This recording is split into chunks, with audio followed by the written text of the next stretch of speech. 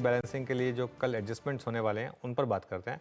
यतिन से जानते हैं कि किन स्टॉक्स पर नजर रखेंगे। Yatin, good afternoon. Good afternoon. और अगले 2 दिन काफ़ी इंपॉर्टेंट है मार्केट्स के लिए, क्योंकि रीबैलेंसिंग होती है, एनएवी मैनेजमेंट होती है। तो अगले 2 दिन में आपको बहुत सारे चेंजेस होते हुए दिखाई देंगे, चाहे वो जीपीएस, सीटीएफ हो, निफ्टी बैंक हो, निफ्टी हो।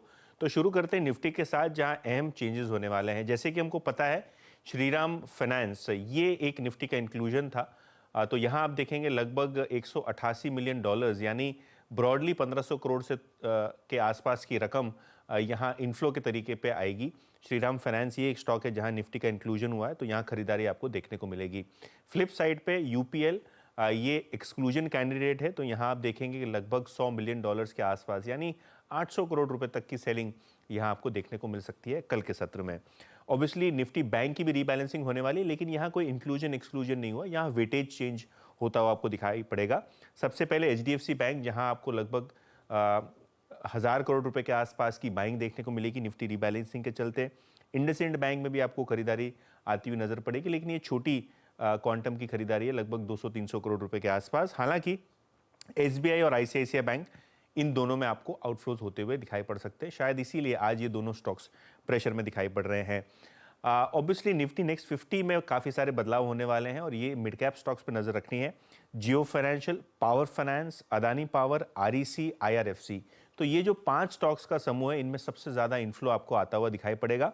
और फ्लिप साइड पे, क्योंकि श्रीराम फाइनेंस अपग्रेड हो रहा है निफ्टी 50 में, तो निफ्टी नेक्स्ट 50 से इसका एक्सक्लूजन होगा। इसके अलावा PI Industries, Muthoot finance, Procter and Gamble health care जो आज 7-8% गिरा हुआ है, और अदानी विल्मार, इन सब स्टॉक्स में बिकवाली होती हुई नजर पड़ेगी। बिल्कुल, बहुत बहुत शुक्रिया यतिन। मयूरेश, यूपीएल क्या बॉटम हुआ क्या स्टॉक? नहीं, और एक दो तिमाही अनुज जी मेरे हिसाब से आई थिंक थोड़े टफ रहेंगे, क्योंकि जो केमिकल की प्राइस मूवमेंट्स है, रियलाइजेशंस ऑब्वियसली थोड़े लोअर साइड पे है, और एक्सपेक्टेशन अगर हम बांध के चल सकते हैं because of whatever vagaries of weather you are probably seeing, you have seen the El Nino effect affect India, South East Asian, a lot of countries, European region में भी। इसलिए जो ऑफटेक है और जो रियलाइजेशन ग्रोथ है, ये थोड़ी धीमी रह सकती है अगले 2 तिमाहियों तक।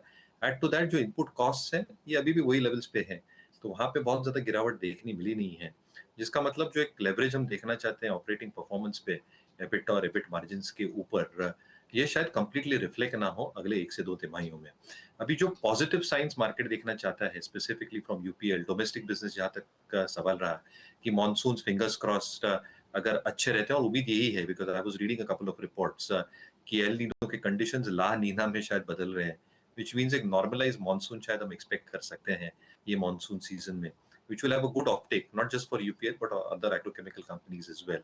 और दूसरा, I think if this effect probably plays out, ये जो regions में play करते हैं, ईस्टर्न यूरोपियन एक्सेट्रा, यहाँ पे 2 चीजें हो सकती है in terms of demand and volume of tech, ये अच्छा खासा हो सकता है। रिस्क फैक्टर 2, जिसमें का अगर मानसून ठीक ठाक नहीं रहे या ला नीना कंडीशंस प्रोलॉन्ग होती है, तो एक रिस्क फैक्टर होगा।